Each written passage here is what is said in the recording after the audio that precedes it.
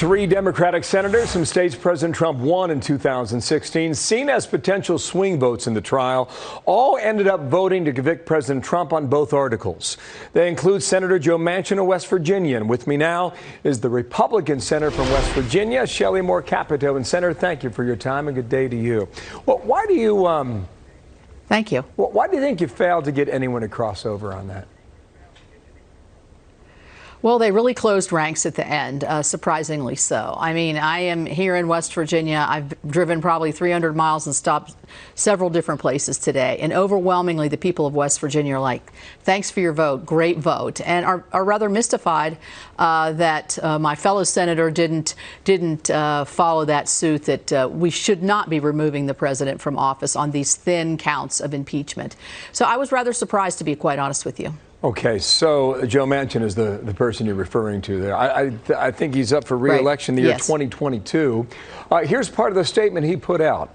I've always wanted a fair trial in the Senate. I'm disappointed the president, his counsel, and a majority of my Republican colleagues decided not to support the inclusion of additional witnesses and documents during the trial, resulting in the first Senate impeachment trial of a president without witnesses. And while the president may assert executive privilege, that privilege has limits and is not absolute. End quote. How do you think that is being received back home? Not well. I can tell you it's not being received well here at home. I don't think that you can remove a president from office or even think that it's even part way towards justified when all the president's asserting is that the court should decide the issue of executive privilege or a dispute between the legislature and the executive. To me, that is, and you could see all Republicans agreed with that.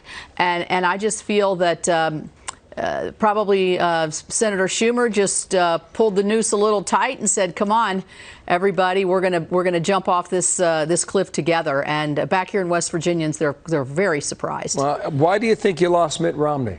And have you spoken with him?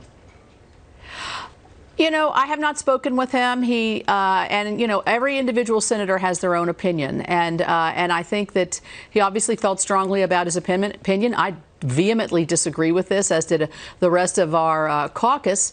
But you know, we'll live to work together another day, and you know, he'll have the consequences of his vote. However, you know, I think the only thing I would say is when the references is that this goes in the history books and our children and grandchildren. You know what? I've got children and grandchildren too. I want to be in the history books as saying that I'm not going to remove a president from office on these very partisan, very flimsy, very unprepared charges that came forth from a very partisan process on the House side. Did you see the interview he did with Chris Wallace yesterday here on Fox? I did not. No, I didn't. He referred to a couple of rough years coming up for him. What do you think the future is for him within your party there?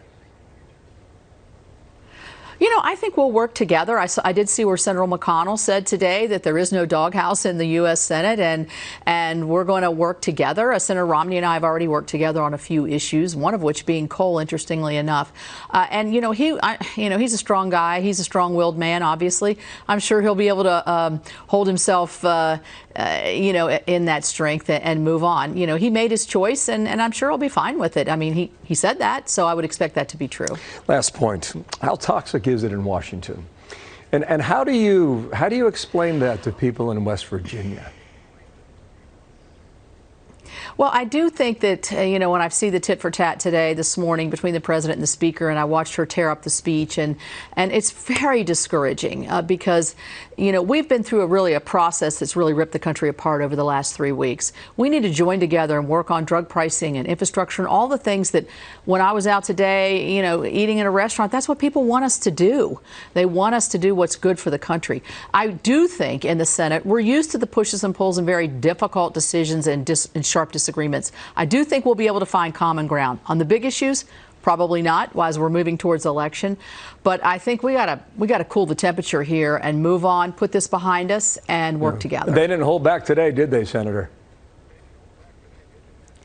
No, they didn't. And quite frankly, you know, I mean, as I mentioned, you know, I have kids of my own. You're trying to teach everybody to respect one another and respect your differences, and sometimes that makes it hard when at the top of the the speaker and the president are just going at it, no holds barred. But you know what? They're both strong people. They have opinions, and I understand the frustrations of the president absolutely after been held back for so many weeks. Oh, that's a fact. Senator, thank you. We'll see you real soon in New York or Washington. Enjoy Charleston, West Virginia. Shelley Capito, thank you. Sounds good.